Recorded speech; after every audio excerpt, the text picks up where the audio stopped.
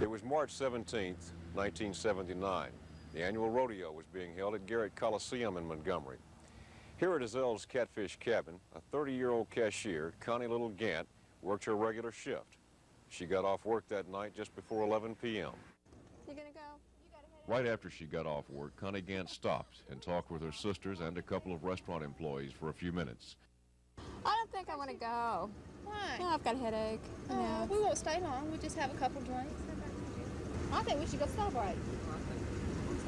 Maybe. We'll go celebrate. Okay, yeah, we'll go have one. Celebration for leave it. I'll just meet you over there. Okay? Then shortly after 11 p.m., she left the restaurant alone in her mint green 1979 Monte Carlo to drive over to the Embers on the Atlanta Highway.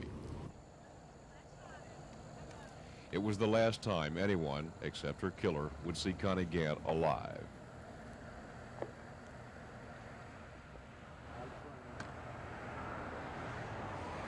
Her car was found here several hours later in the Select Seafood parking lot next to the Embers. The dome light was on and the rearview mirror had been turned toward the driver's seat, as if she had stopped to check her makeup before going into the Embers, but she never got inside. Several hours later, Connie Gant's body was found about 2 miles away on Beardsley Drive, about 145 feet east of Dalrado Road, near the back entrance of Gunter Air Force Station. She was still wearing her blue pullover jacket with the white sailor-type collar and red stripes around the sleeve cuffs and her brown loafers. She had been beaten to death. This is Sergeant Coy Smith of the Montgomery Police Department Crime Prevention Unit. Do you know something about the murder of Connie Gant? Crime Stoppers will pay up to $1,000 for information leading to the arrest and indictment of her killer. If you remember something, or if you think you know anything about the murder, call 834-1000. Remember, your identity will never be known, and you may get up to $1,000 reward if your information leads to an arrest and indictment in this case.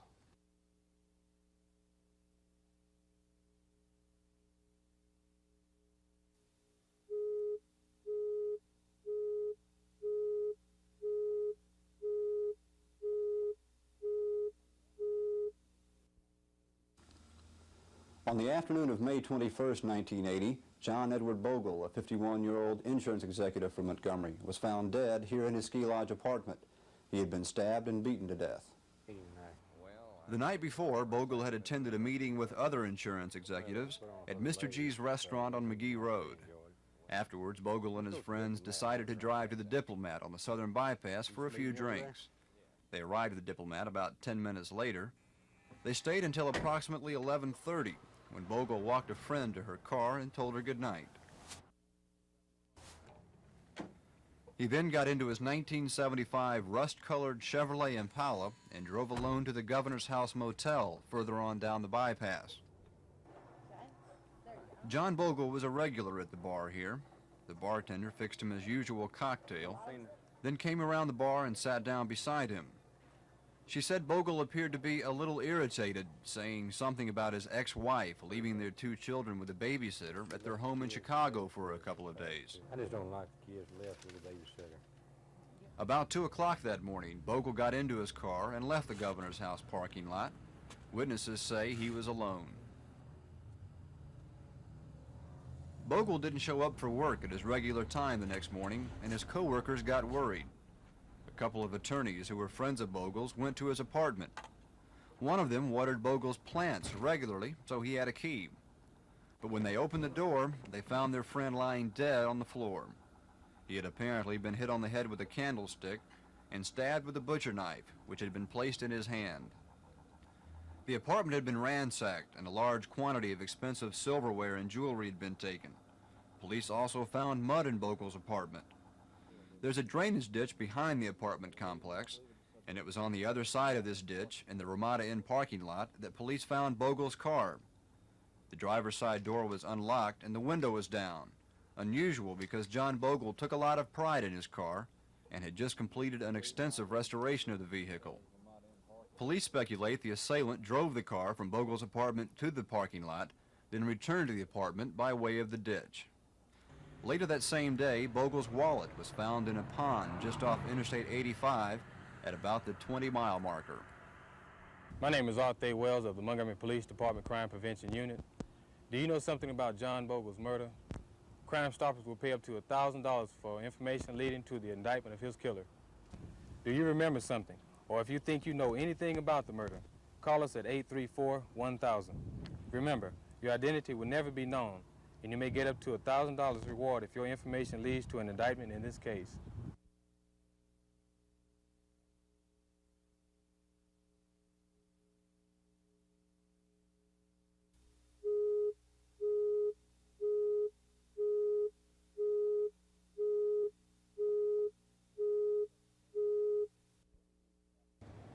Beginning next Monday, and then every week after that, a major unsolved crime in the Montgomery area will be reenacted. Then it'll be publicized all during the week, and each of you will have the opportunity to get involved in the Crime Stoppers program. This news crew is reenacting the Connie Gant murder, the unsolved crime you'll be reading about in the newspapers, hearing about on the radio, and seeing here on Channel 12 next week. The Crime Stoppers program is designed to let you pass along information about crimes like this one to the police without ever having to reveal your identity. And more importantly, Crime Stoppers gives you the chance to be rewarded, a reward of up to $1,000. Anybody in the neighborhood that knows something about one of these crimes, or any crime in the city of Montgomery as far as that goes, can call this number. Their confidentiality will never be breached. They don't have to tell who they are. They're given an identification number for future reference. The officers take their information, they work on it, and if it results in an arrest and an indictment, the information that we receive could prove valuable up to $1,000 to the person that's calling in. In a number of other cities, similar programs are being carried out with outstanding results. In one southeastern city, for instance, previously unsolved cases are being broken at the rate of about 2 a month. And the citizens like you who are calling in the information leading to these cases being broken are getting rewards of up to $1,000 without ever having to reveal who they are. All right, I'm going to assign you a number now, 00912. Write that number down, because that'll be the only way that we can get back in touch with you.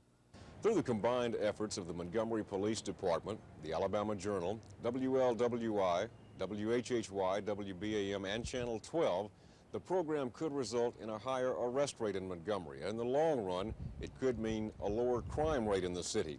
And if you're the one who has the information that breaks a case, it could mean up to $1,000 in cash to you personally. Skip Haley, WSFA TV News.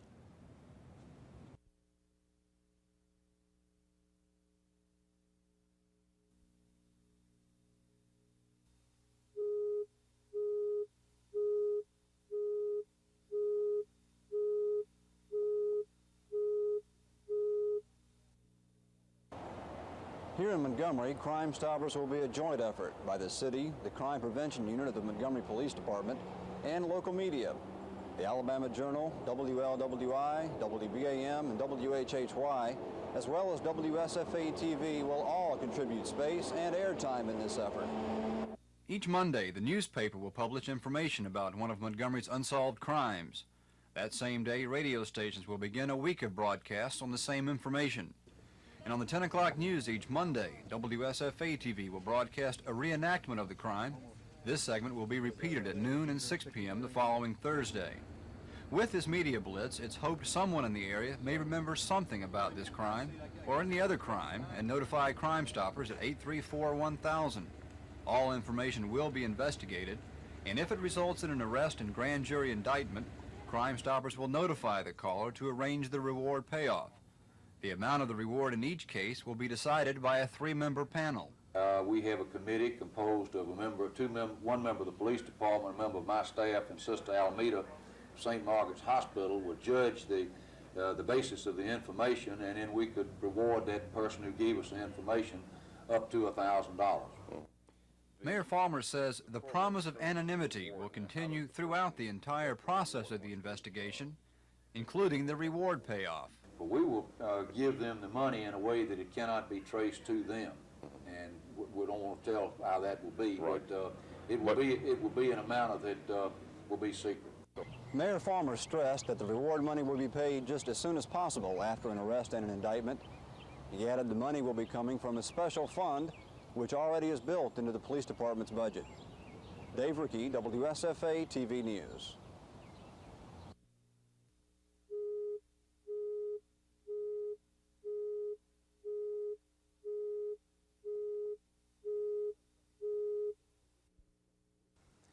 Crime Stoppers program officially begins next week. And next week and during the weeks to follow, each week you'll be seeing a major unsolved crime from this area being reenacted here on Channel 12. And you'll be reading about it in the Advertiser Journal. And you'll be hearing about it on radio stations WHHY, WBAM, and WLWI. And if you remember something, or if you have any information about any crime, you can call 834-1000 and pass it along. No one will ever know who you are, and it may be worth $1,000 to you. Oh, you know that he did it? He came and told you he did? Well, now, we need a little bit more information than that. Can you tell me any specifics about the case or what he was driving? I got it. All right. You think maybe you know where we might could find the weapon? All right, that would help us considerably. Matter of factly, that's what we really need to solve the case. We got some real good ballistics on it. All right, I'm going to assign you a number now, 00912. Write that number down, because that'll be the only way that we can get back in touch with you. No, we don't need your name. We don't want your name. Remember, if you're the one who gives the information to the Crime Stoppers unit and your information leads to the arrest and grand jury indictment of the criminal, it could mean up to $1,000 in reward money. The telephone number will be 834-1000. No one will ever have to know who you are. A major crime may be solved, and it'll get just that much harder for the criminal element to operate in this community. Skip Haley, WSFA TV News.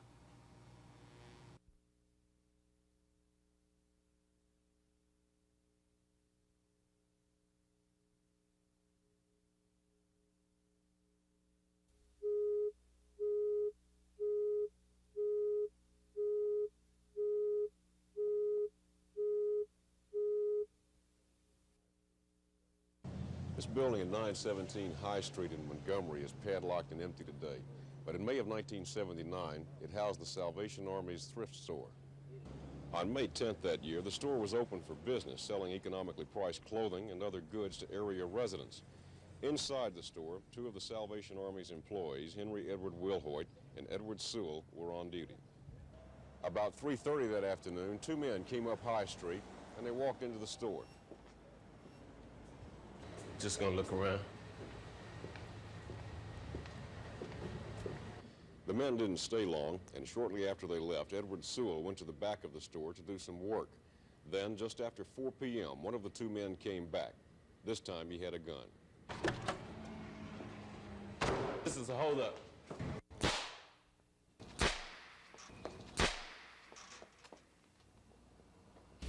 After the gunman ran out of the store, Sewell called across the street for help. Then, while Sewell tried to help his fellow employee, one of the people who'd been standing out on High Street came in and called the police. But Henry Edward Wilhoit, struck in the forehead by one of the 3 shots fired, was dying. My name is Arthur Wells of the Montgomery Police Crime Stoppers. Do you know something about Henry Wilhoit's murder? Crime Stoppers will pay up to $1,000 if you can give information that will lead to the indictment of his killer. Do you remember something, or if you think that you might know anything about this brutal killing, call us at 834-1000. Remember, your identity will never be known, and you may get up to $1,000 if your information leads to an indictment.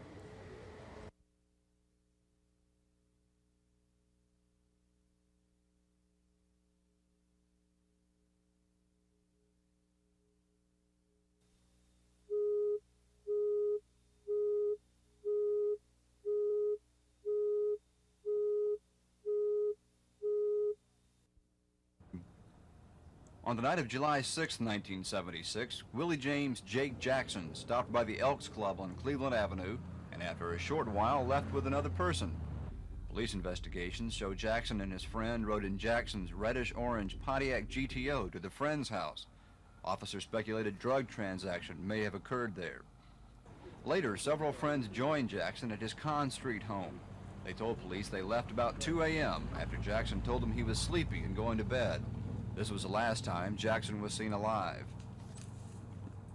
Very early the next morning, residents here at Highland Village near the Capital City Boys Club say they heard voices.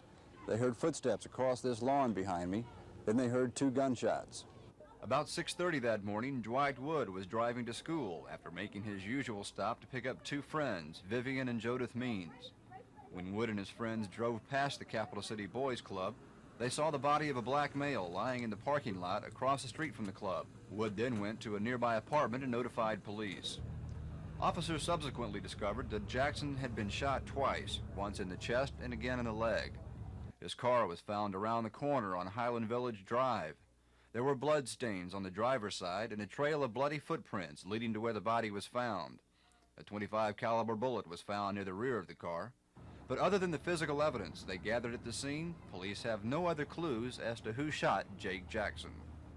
My name is Arthur Wells of the Montgomery Police Crime Stoppers. Do you have information concerning the shooting of Willie James Jackson? Crime Stoppers will pay you up to $1,000 if you can give information leading to the arrest and indictment of his killer. If you remember something or might know anything about the shooting, call Crime Stoppers at 834-1000. Remember, we do not need your name, only your information, and you may get up to $1,000 if your information leads to an indictment.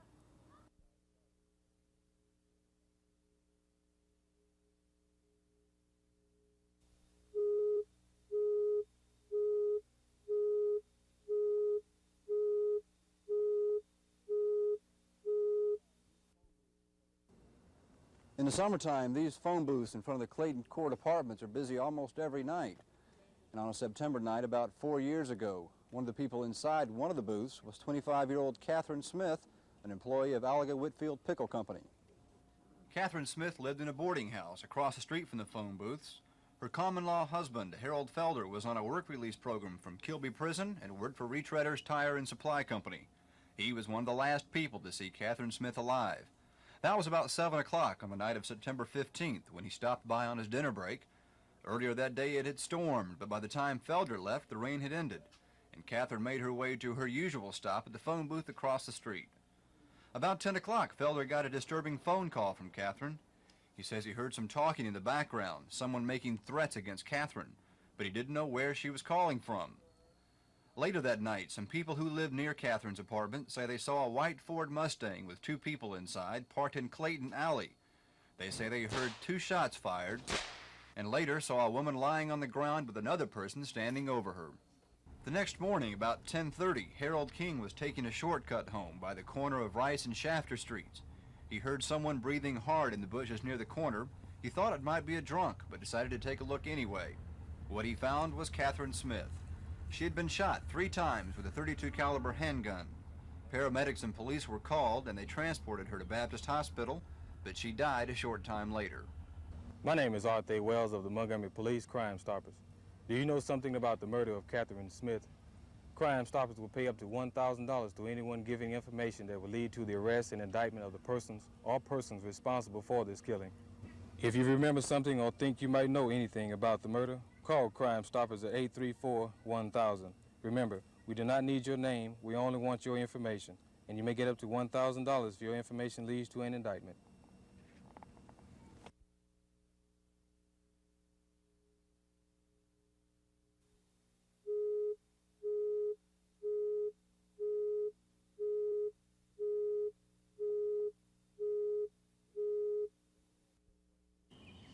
It was Monday, November 19th, 1979. Mr. and Mrs. Fred Sellers got home from work just before 5:30.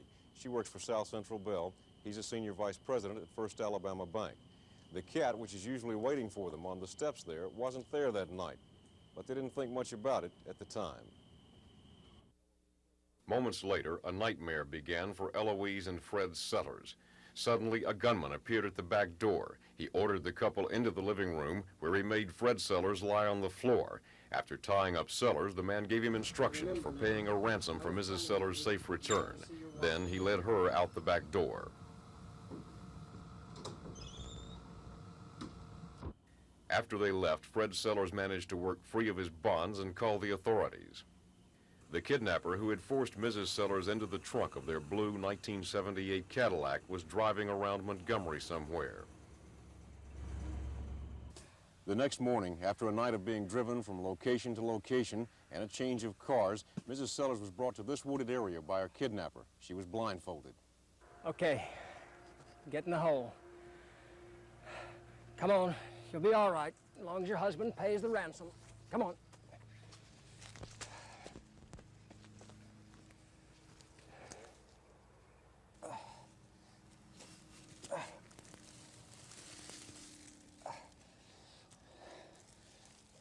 Okay, now I'll be back to give you some water. Don't you be afraid. Don't you try to escape. Because I'm warning you, if you try to escape, there are a lot of shots will be fired. Not from me, but a lot of shots will be fired.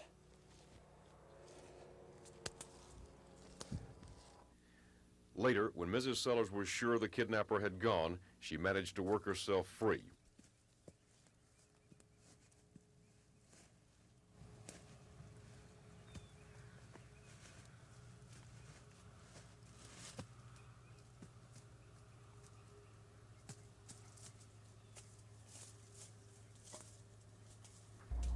Then she stumbled out to Interstate 65, where she flagged down a passing truck.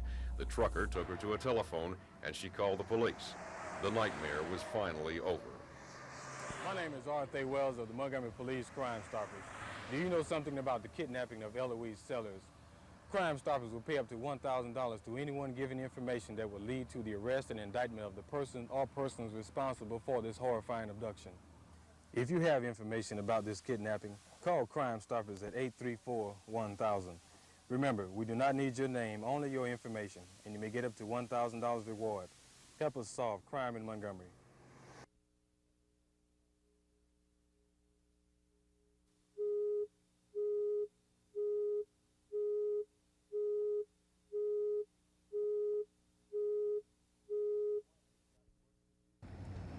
Adrian Whitehurst got to work at his usual time, 4:45 a.m. He had been the victim of an armed robbery less than a year and a half before, so as was his normal routine, he circled the building in his 1979 white Chevrolet step van, looking for anything unusual. Seeing nothing, Whitehurst parked his van in front of the fence next to the store. He got out of the van on the passenger side, locked the door, and headed for the store. Suddenly, out of the corner of his eye, he saw someone running toward him from the rear of the building. When the man got within 15 feet of Whitehurst, he fired a shotgun and struck Whitehurst in the abdomen. Whitehurst had managed to pull out his .38 caliber Colt Special and shoot back.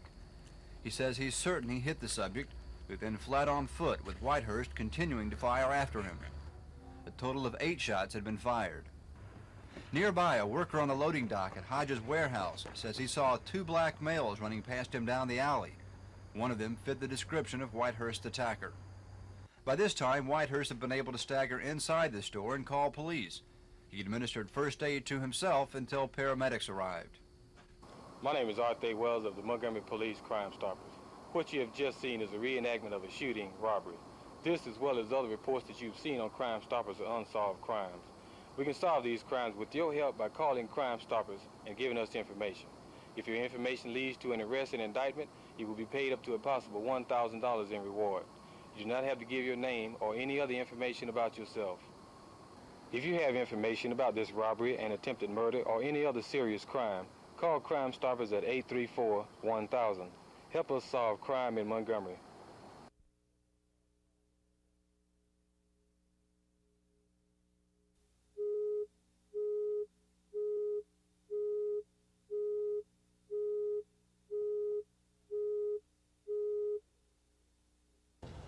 In early May of this year, a station wagon, much like this one, backed up to a house in the Vaughan Road area, and 2 men got out of it. They began loading household items from the house into the station wagon. The men didn't own the house, nor did they own the property that they were putting into the vehicle. A month earlier, the same thing had happened at 3 other houses over on Price Road, and during the past 2 years, it's happened 89 times in various parts of Montgomery. 89 times that the same 2 men apparently burglarized private residences here in the city. When police later found the station wagon at this house on Sanford Street, they were able to partially break the case. They arrested Bernard C. Smith, who lived here, and recovered over $30,000 in stolen property. But they didn't find the other man they were looking for. This is Terrence Quentin Chestnut. He's just 20 years old, but already he's achieved a dubious distinction. Chestnut is Montgomery Police Department's most wanted criminal, and he's wanted for those 89 burglaries here in Montgomery. Chestnut used to live in the Homewood suburb of Birmingham, but he could be anywhere now. Take a good look at Chestnut's picture. If you see him, it could mean a reward for you. This is Arthur Wells of the Montgomery Police Crime Stoppers. Terrence Quentin Chestnut is the most sought-after person wanted by the Montgomery Police Department. At this time, the police has several warrants outstanding for his arrest. We've not been able to locate Chestnut, and we're looking to the public for information. Anyone giving information of his whereabouts may be paid up to $1,000 in reward if an indictment is made. If you know where we can find Terrence Quentin Chestnut, call Crime Stoppers at 834-1000. You do not have to give your name, and you may get up to $1,000 in reward upon his indictment.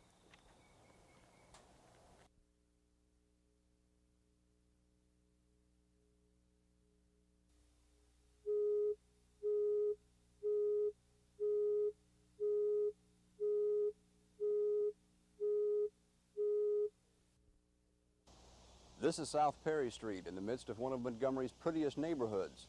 It's also the scene of one of Montgomery's unsolved crimes, which occurred in January of this year. Hundreds of motorists travel this main artery to Montgomery's downtown section daily. Now police are hoping that one of those persons may have seen the two men who apparently climbed up a ladder to get inside Roger and Pearl Herrick's house.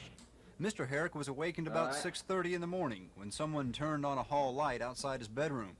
It was then that the two men, one armed with two pistols, approached Herrick, ordered him to lie still and cover his head. Herrick told him his wife was in a bedroom across the hall. The man with the guns went to get Mrs. Herrick, and her husband grabbed the unarmed intruder, who broke loose and called for his partner. The man with the guns then came out and gave his partner one of the guns. He said they didn't want to hurt anyone, they just needed some money to get a friend out of jail. The two men then began pulling out drawers from the bedroom furniture, searching them and putting items in a pillowcase. They found Roger Herrick's trousers and took about $35 and some credit cards from his wallet. Apparently, after deciding they'd stayed long enough, the two men tied Mr. Herrick up with electrical and phone cords.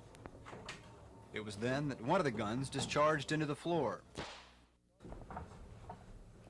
The men started to tie up Mrs. Herrick alongside her husband on the bed, but they changed their mind and went into her bedroom. It was then that Mrs. Herrick broke away, went down the back staircase and next door to the governor's house for help. A man walking past the Herrick house saw the two men running out the door. He gave chase and followed the men as they jumped into a dark-colored car and drove away toward Court Street. This is Arthur Wells of Crime Stoppers. Do you know something about this robbery and burglary of Mr. and Mrs. Herrick? Anyone giving information that will lead to the arrest and indictment of the persons responsible for this unwanted intrusion will be paid up to $1,000. Crime Stoppers is making every effort to gain additional information that will give us a new lead, but we need your help.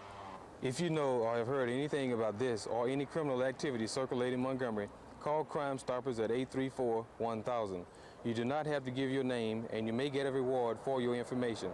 Remember, you too can become a victim someday.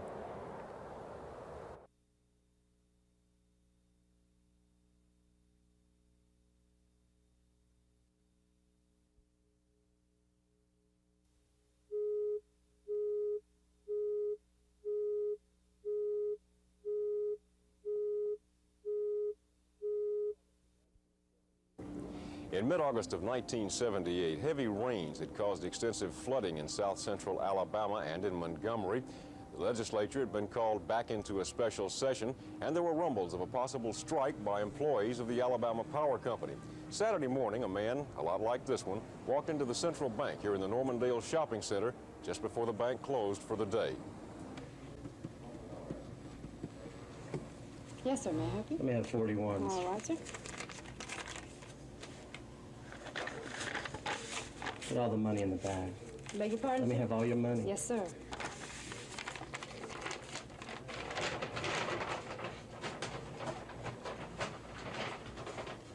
Don't reach for the alarm. No, sir.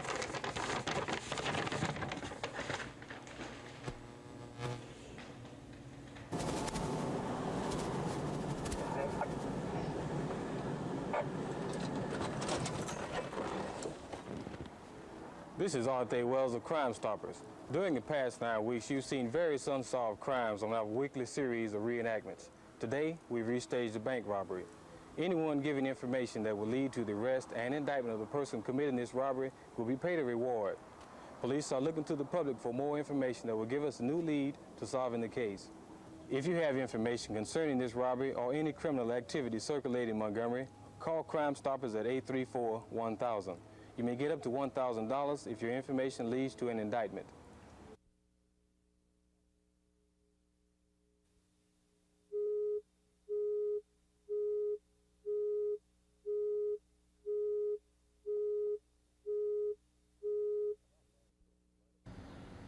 About 9:30, the night of August 28th, the man walked into the Big Apple store at 2333 East South Boulevard. He was about 32 years old, 6 feet 3 inches tall, with blonde hair, and he needed a shave.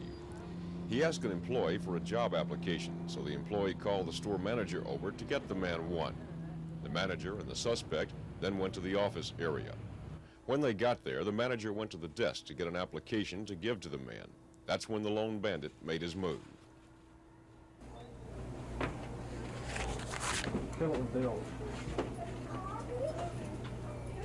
That was shortly before 9:30.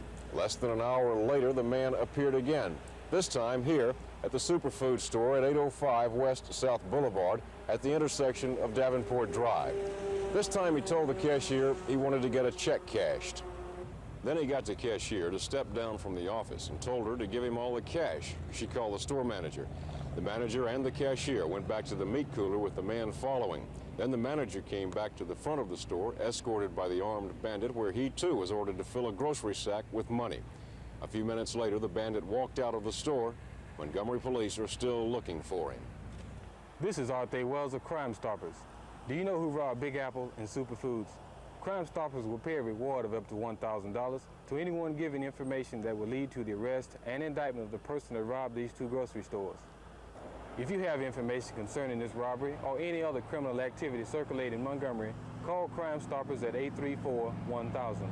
You do not have to give your name, and you may get a reward for your information.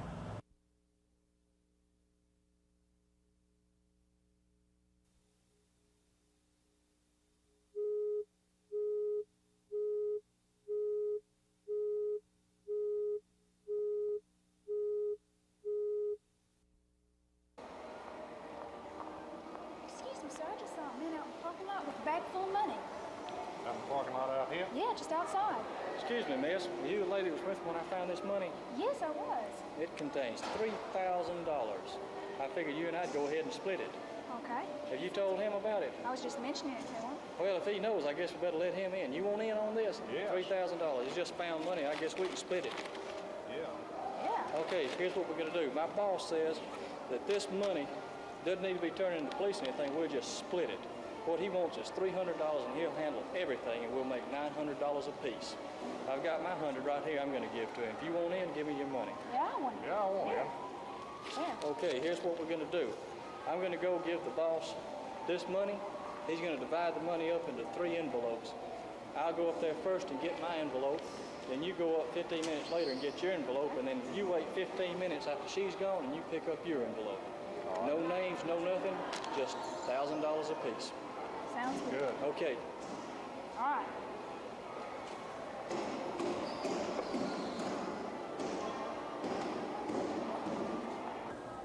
This is Arthur Wells of Crime Stoppers. What you've just seen is a typical flim-flam operation.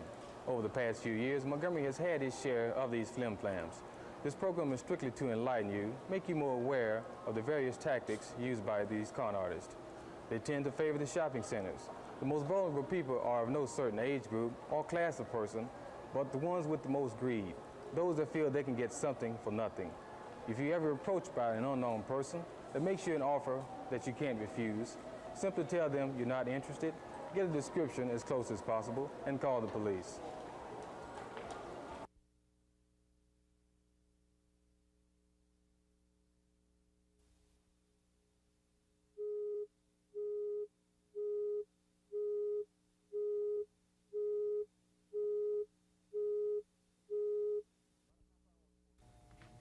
About a half hour before closing time on Friday, February 10th, 1978, a lone black female entered the McGee Brothers drugstore on Mount Meigs Road.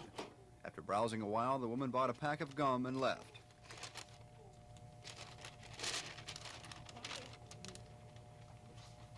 The pharmacist was on the phone in the back of the store, unaware of what was about to happen. The The woman returned less than a half hour later. This time she bought 2 pieces of bubble gum. You want to empty the register? I'm sorry? You want to empty the register?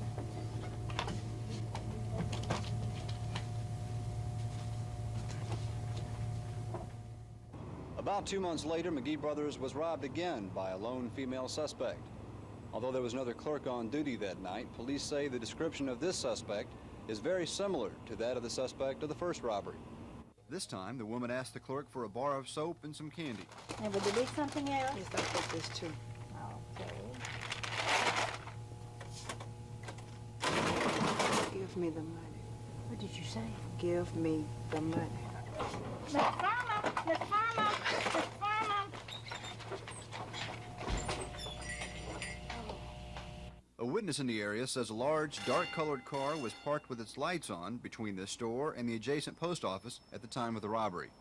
This is Arthur Wells of Crime Stoppers. McGee Brothers Drugs was robbed twice over a 2-month period, possibly by the same person. So far, the police have not made any arrests in either of these cases, and we're now looking to the public for more information. If you can give us enough information to make the arrest, you will be paid up to a possible $1,000 in reward upon the indictment. If you have information, call Crime Stoppers at 834-1000.